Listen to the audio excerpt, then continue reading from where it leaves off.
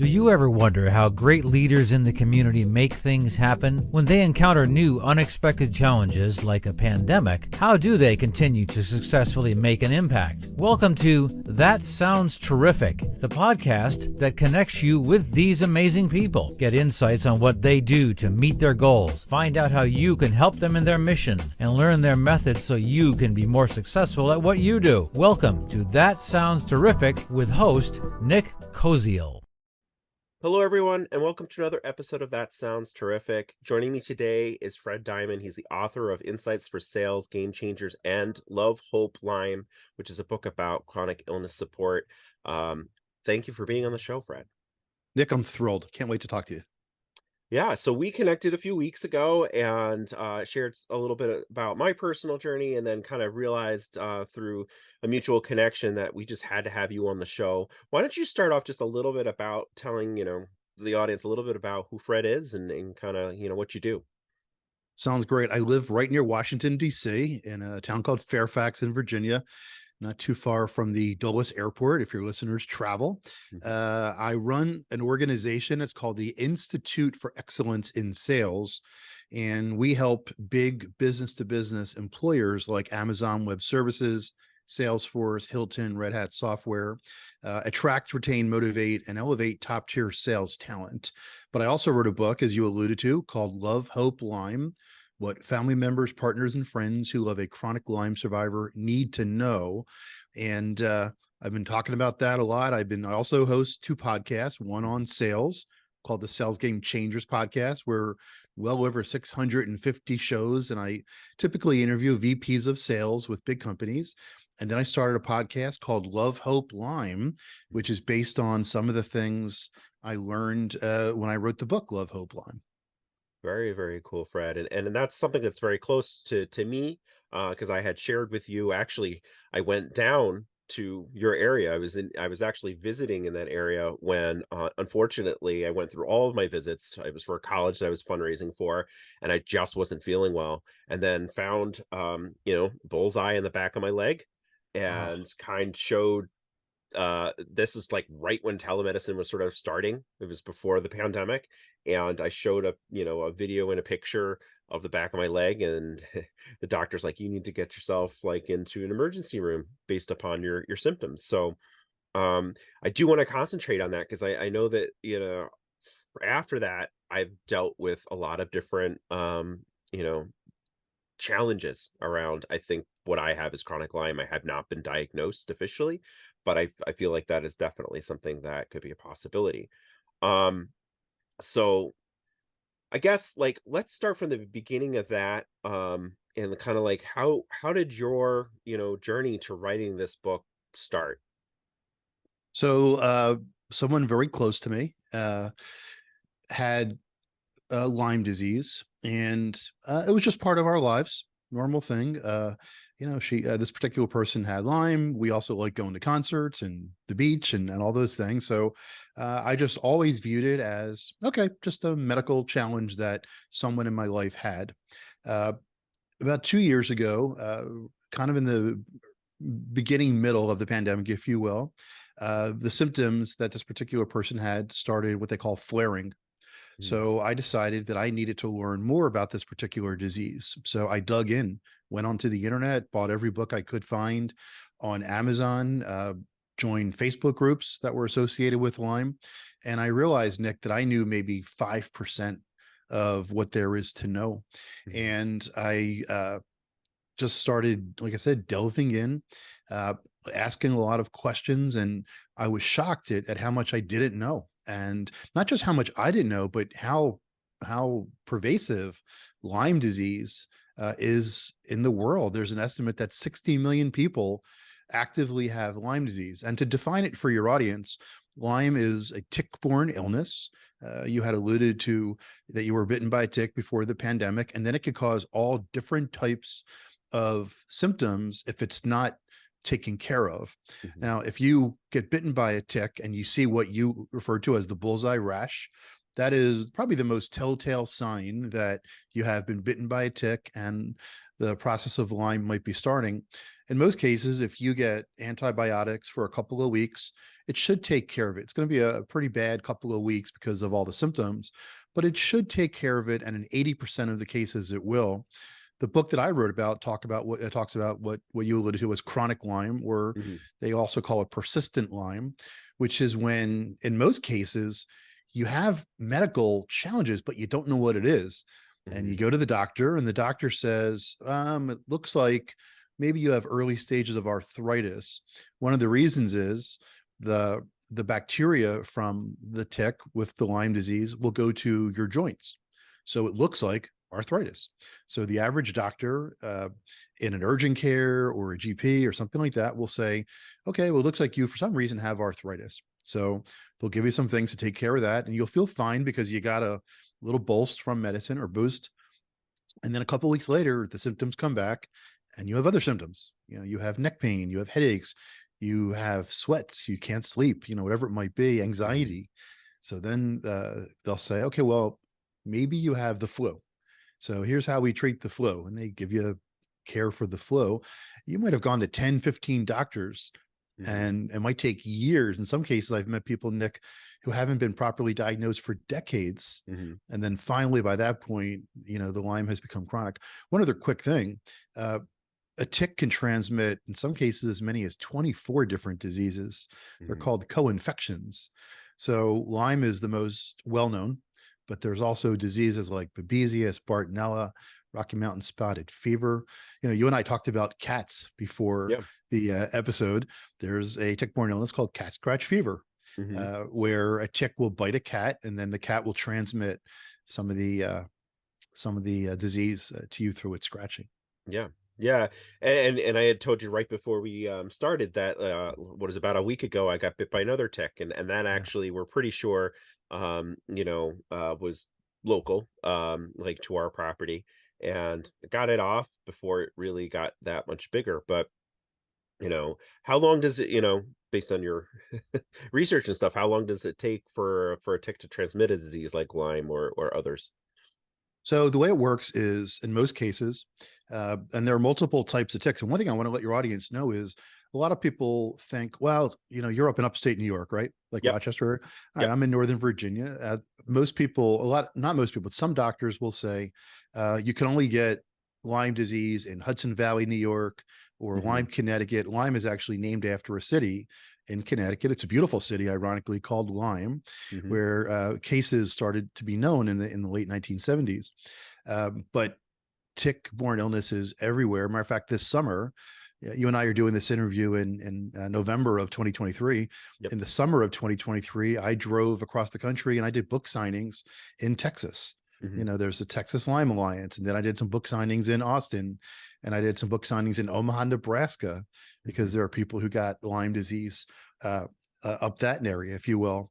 So the tick will resident itself usually on a deer or a mouse, Hmm. and that's why deer ticks are commonly known as the ticks that will jump off of a deer, and it will put itself maybe on a blade of grass or some high grass, if you will.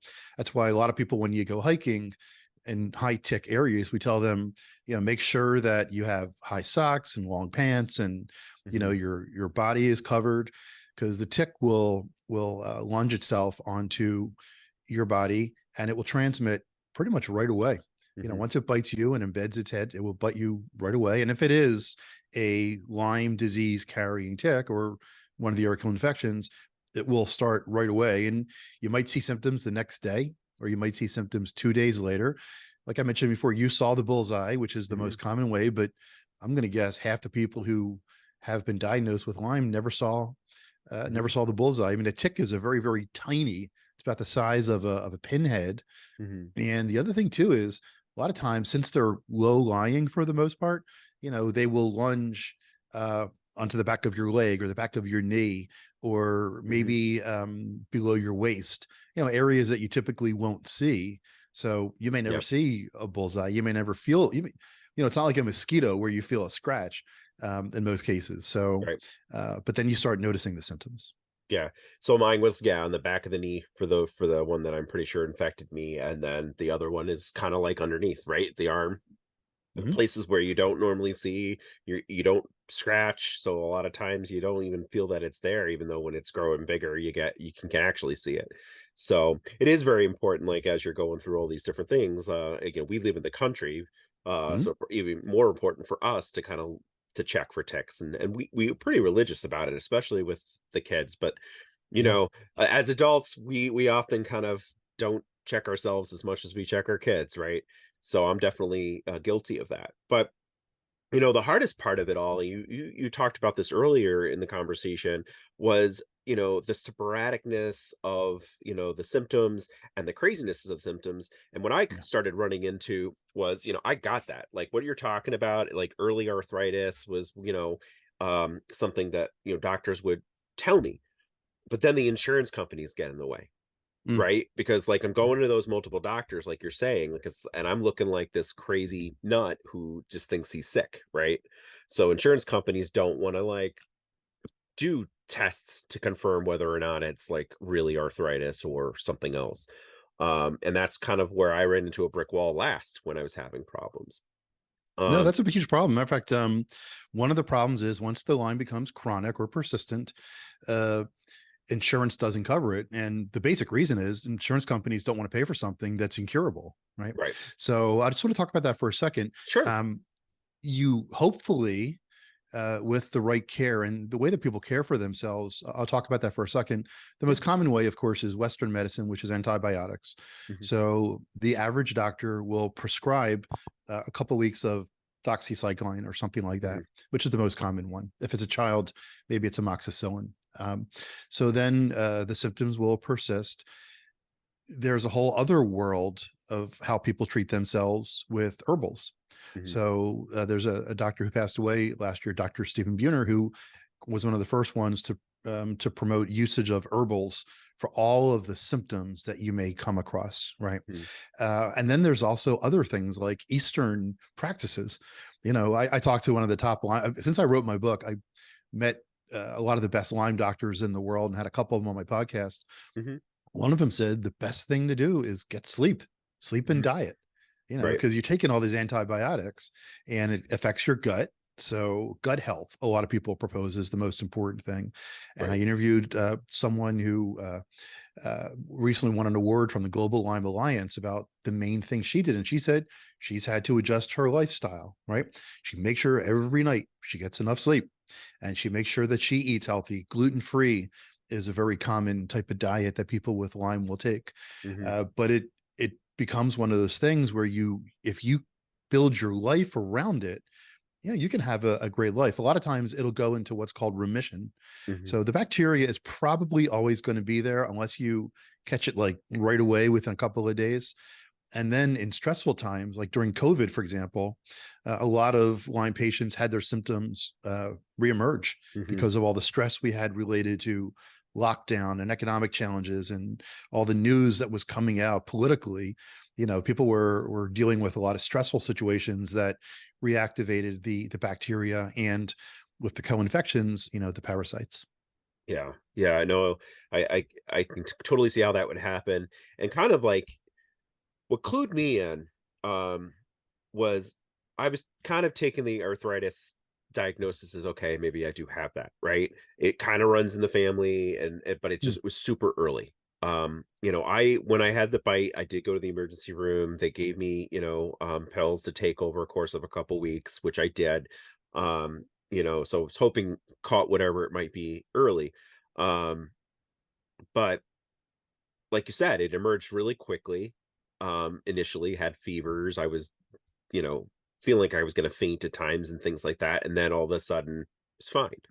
But what really kind of clued me in was when I went to the doctor because I was having these shooting pains in my leg, but like in the bone. It felt like something like felt like a knife stabbing into the bone. All right. And he said, we think it's arthritis. I'm like, there's no joint Hmm. there. It's the leg bone. Like, and then they started going all sciatica, and I'm like, but it's not starting back.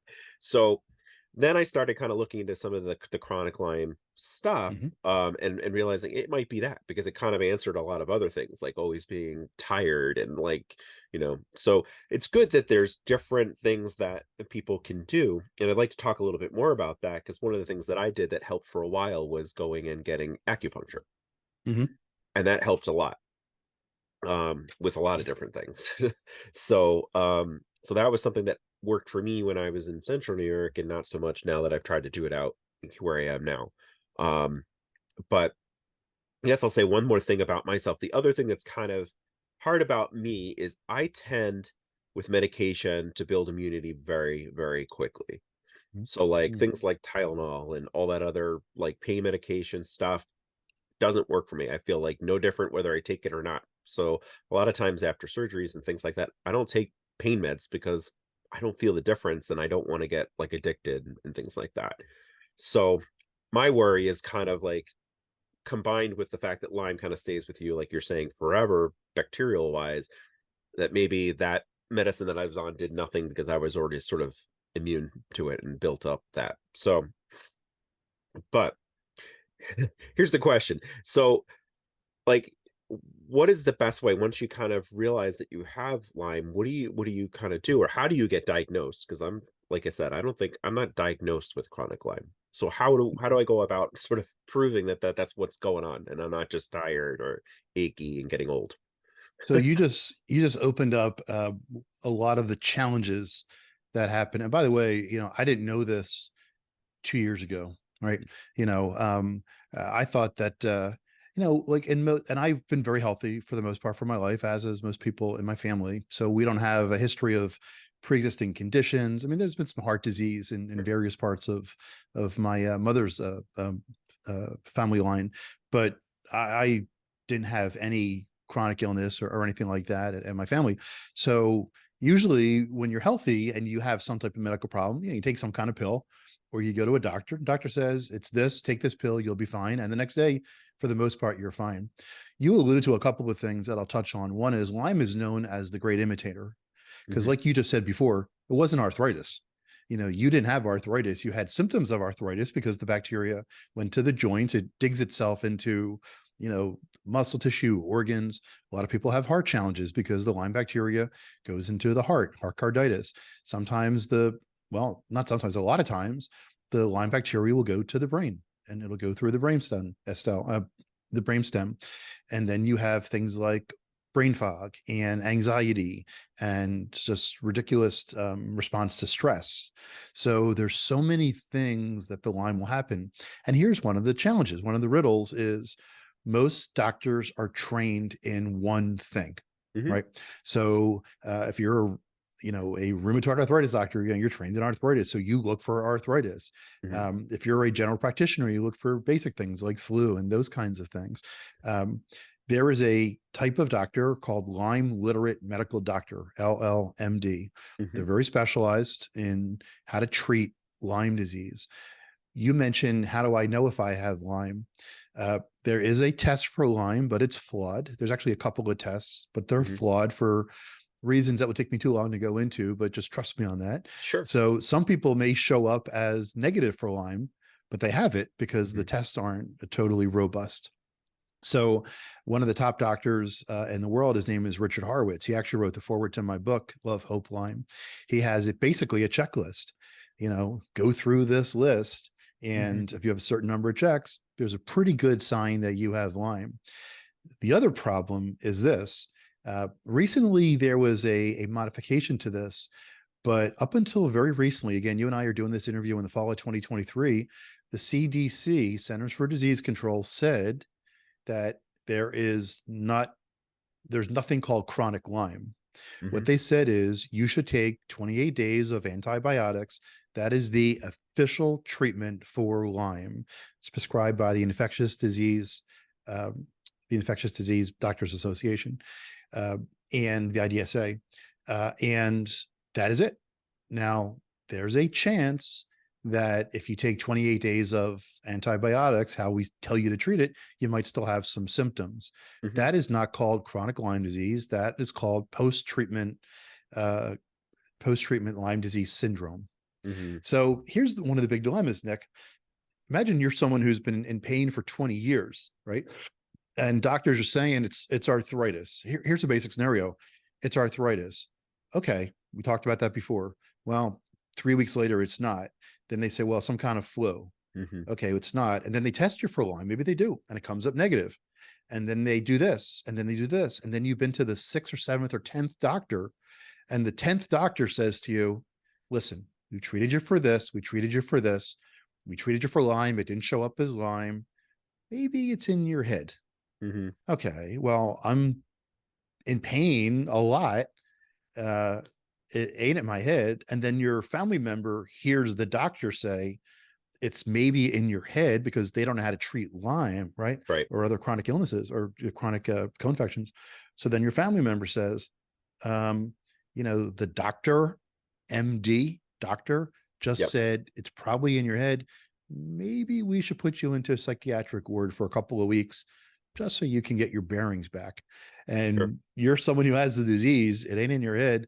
So I've heard that story so many times, Nick, of people who were cast away by their family, who were Hmm. told very lovingly, gee, it's probably in your head. Hmm. I'll tell you another little twist. I interviewed a former Air Force jet pilot. Hmm. Her name is Nicole Malachowski. She was a Thunderbird. She was the highest level, one of only 75 women jet Sure. pilots in the Air Force. She got Lyme disease when she was in basic or some type of training in North Carolina, right? She went through batteries of tests, tons of tests. They ruled out Lyme. They said it was Lyme. They sent her all over the place Hmm. because she was such a high performer. X number of years into this, she went to one of the military medical hospitals.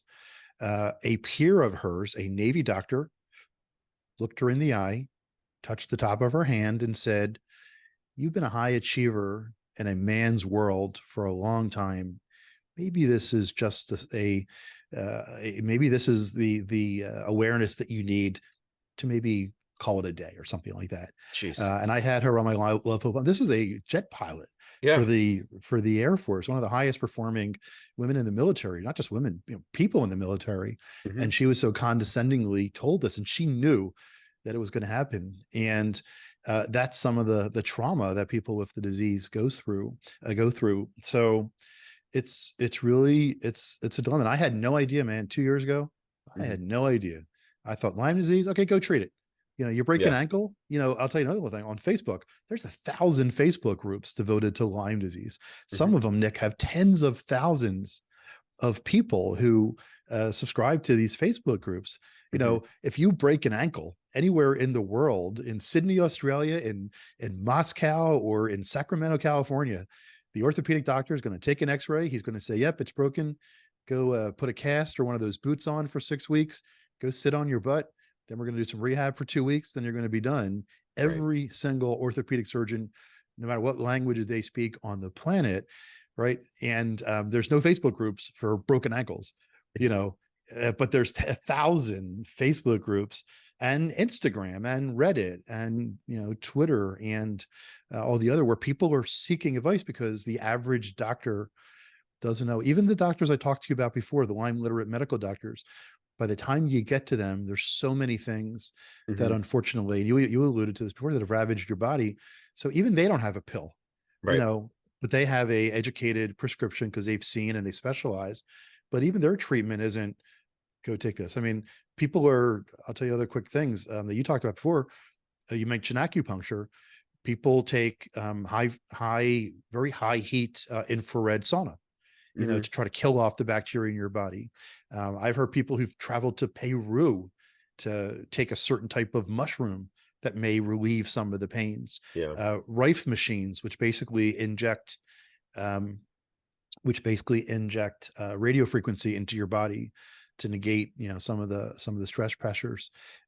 There's a medicine called ivermectin, which was big during the pandemic. Hmm. That's usually treated to kill parasites in horses Hmm. that people take to get rid of the parasites from the co-infections. And there's some others that I won't discuss on the show that are just beyond belief. I mean, the average person gets a headache.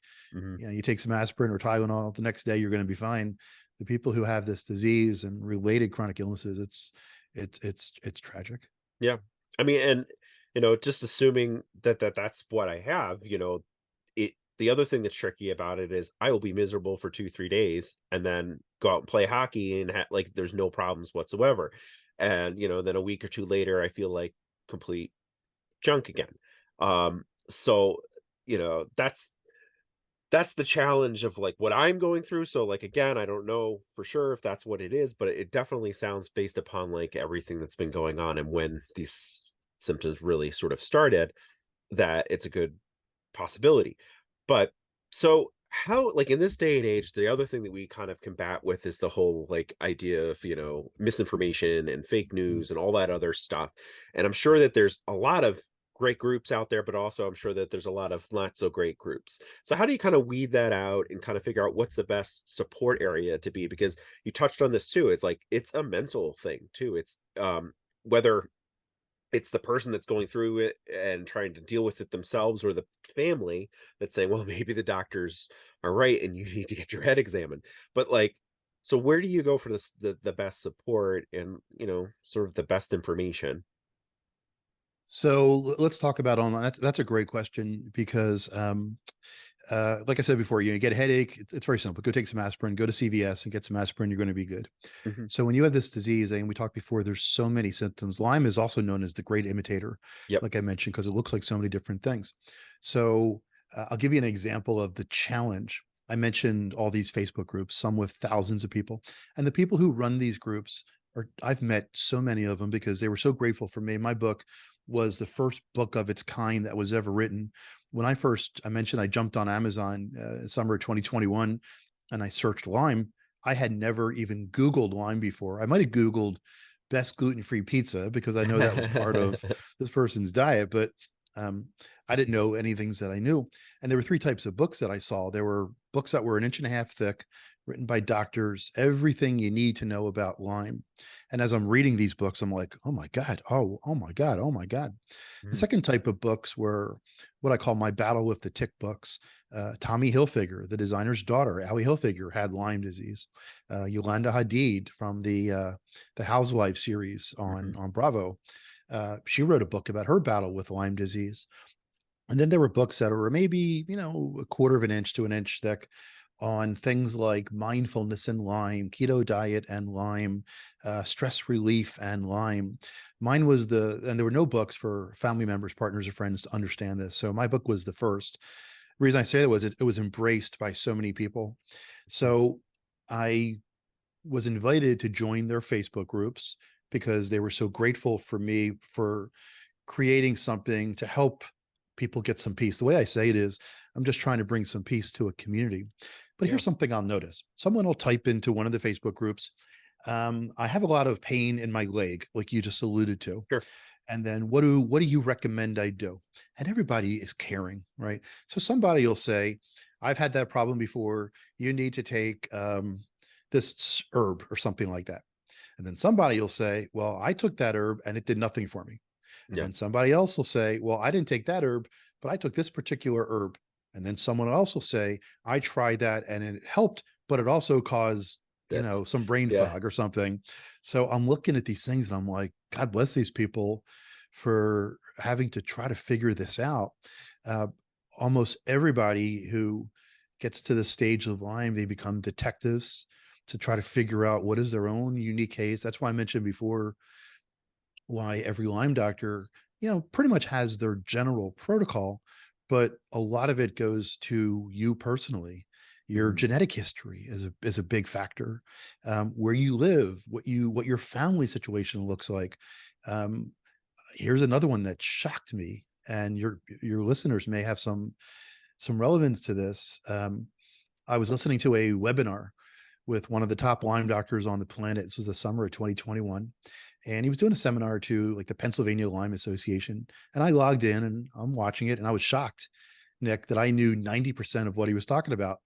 At the 59th minute of a 1 hour webinar, he said, and oh, by the way, if you've had any childhood trauma, you need to address this or you're never going to get cured. Thank you. Take care. Goodbye. And I was like, where did that one come from? Yeah. And then I started seeing that time and time again, where people they would say to get to a place where you are in true recovery, you need to address trauma. And I've heard of people who said they've totally left their lives Hmm. because of the trauma and the stress that being in the same situation brought to them. And that's tragic, man, to have to cure yourself from a disease, to leave people who love you. They may not be the best for you because they Hmm. don't know. And some people might in your lives may really be horrible, Hmm. but and that's tragic. That's a whole separate show we could do. Sure. But Yeah. and then to have to go back, and I've had people who've said to me, I've had to go back and rethink every minute of my life and the medical side of dealing with this disease so that I can have a great life. But here's one of the things too is um, there's a debate if you can totally cure yourself once you get to chronic Lyme. Hmm. And we don't need to go into that because the bacteria, if it doesn't get killed right away, it's probably going to still be in your body at some point, but you can live a great life. I mean, there are people who work unbelievable jobs, very high responsibility jobs with chronic Lyme disease, Hmm. and they build their life around how they need to be.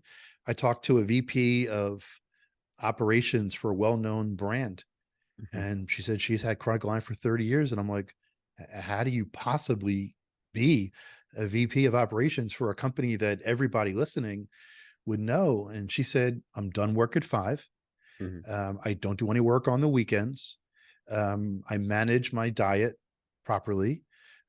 She said some people know that I have Lyme, but it's never really been an issue because she's a high performer. She's very intelligent, and she bases her life. And Nick, there are people I talk to who haven't gotten out of bed, you Right. know, in months because of it. So yeah. Well, and a lot of this is good for you anyway. Even if like even if I don't have chronic Lyme, what you're describing, like eating healthy and having a consistent diet, doing things that, make your body more healthy is generally just good in general, right? So, um, I'm gonna explore more for sure. I definitely gonna read the book. I kind of make this sort of unofficial habit of not, if I have an author on, I don't read their book until after, just to kind of get it from the author's mouth and hear what they have to say, and then kind of do that. Um, so bringing that up, like, what is the best way to get the book? We'll obviously have the link in the show notes, but how do people connect with you and get your books? Yeah, there's two ways. They're obviously on Amazon, so they're both available on Amazon. Uh, I have made the Lyme book, Love, Hope, Lyme. I've made it available, the PDF version. I made it available for free for Lyme survivors. Uh, there's one thing I learned which shocked me is there's a lot of snake oil salespeople in the Lyme world that propose a certain type of drug or treatment, and I've interfaced with so many people who have been taken advantage of. And Sure. it's also because, like we talked about before, since it's not covered by insurance when it gets chronic, it's an extremely expensive disease to treat. I also mentioned Lyme literate medical doctors. They're very expensive. They're very specialized. Most of them are amazing human beings, angels, if you will, but it's a very difficult disease. There's a lot of things related to it, so they are expensive. Mhm. Initial meeting might be $1,000. Right. And then a lot of cases, and they aren't all over the place. Right. There's a handful. So maybe if you live in Utah, you have to travel to DC, to meet one, if you will. Hmm. So I make the book free. I tell people I've added like close to 5,000 Facebook friends. Hmm. So they could find me on Facebook. And if they are a Lyme survivor, I'd be happy to send them the PDF for the book. If they want a signed copy, they could reach out to me via LinkedIn. I'm very ubiquitous on LinkedIn. Yep. I do a post every day, Nick. Uh, Typically it's on sales or business Hmm. development related, but once or twice a week, I do a post on Lyme disease. Hmm. And I've had people who it's like this. Someone who is a customer of mine would reach out and say, my sister-in-law's niece Hmm. has Lyme disease, and they'll buy a bunch of copies so that everybody understands. And a guy who's one of my customers, reached out to me and said my sister-in-law's niece or whatever, and he bought the book, and he said I bought it for everybody in the family, Hmm. and we now have a more empathetic perspective on what she's going through. So that's all you could really be. I mean, you can't understand, you know, it's like the expression, when you have your health, you could do a million things. When you don't have your health, you only think of one thing. Hmm. And there's so many people I've met who have to build their life around this. Like I talked about, it's all they think about. Everything they do is based on how this is going to make me feel tomorrow. Right. Maybe I want to go for a walk. You talked about going for a walk up where Hmm. you are. I'm going to go for a walk today. I'm going to go out in nature and, be protected, whatever. And they'll feel great. And then they can't get out of bed for 3 days, Hmm. because of all the resultant things. It's a horrible way to live, but at the same time, like I said, with Dr. Harwich, who wrote the foreword, said, "With love, there is hope. With proper medical treatment." So, Hmm. Yeah. No, this is all very good points, and I love having people like you on the show because you sort of emulate everything that we're trying to do here, and like offering your book up for free as a PDF version is an amazing thing in itself, especially when people are, in pain. And I love that it kind of intertwines into your business world too, and your business life, and that your customers are reaching out to you about Lyme mhm. disease and their thoughts and fears and things like that. So I really do appreciate that, Fred. Is there anything I haven't like talked about with the book or Lyme that you definitely want to make sure our audience knows? We talked about a lot of great things, how encompassing this disease can be. But is there anything that you really want to you really want to hammer home in the last minute?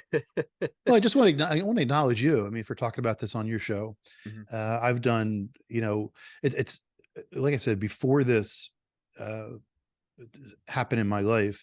I knew one person with Lyme, and I did my best to treat this person, with love and respect.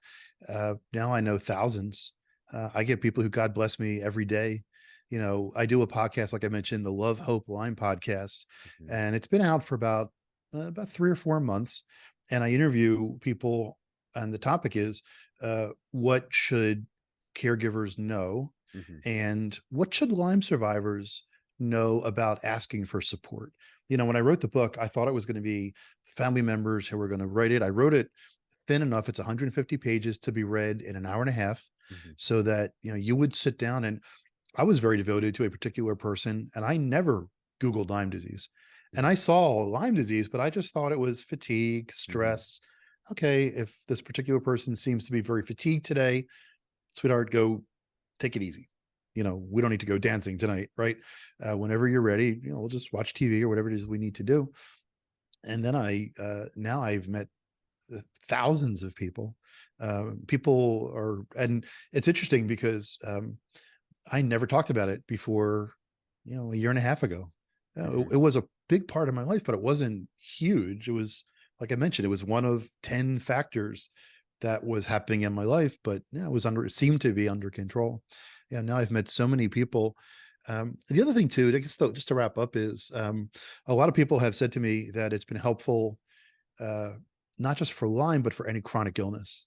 Mhm. And I didn't know, Nick, how many people were dealing with chronic illness. I've had friends who I've known for decades who Mhm. reached out to me when they saw that I was talking about this topic in the book, who said, I've had chronic migraines, Mhm. for 20 years. I've had chronic back pain for years. And uh, they wanted to tell their family members and their spouses and their children, this is what I'm going through. But the other thing too, last thing is, Lyme is, and a lot of these chronic illnesses, they're not on the surface, right? Right.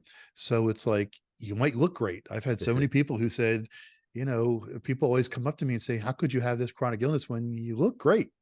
Yeah, you Mhm. lost some weight, and I remember, just the last thing is, I met one person and she became friends online, and I said, hey, I hope you have a healthy weekend. And she wrote back and she said, that's something you shouldn't say to people with chronic illness, because they're not going to have a healthy weekend. Mhm. So you want to be, not like you have to walk on eggshells, but you want to be sensitive, because it is the foremost thing on their brain. You and I are talking here on a Friday morning.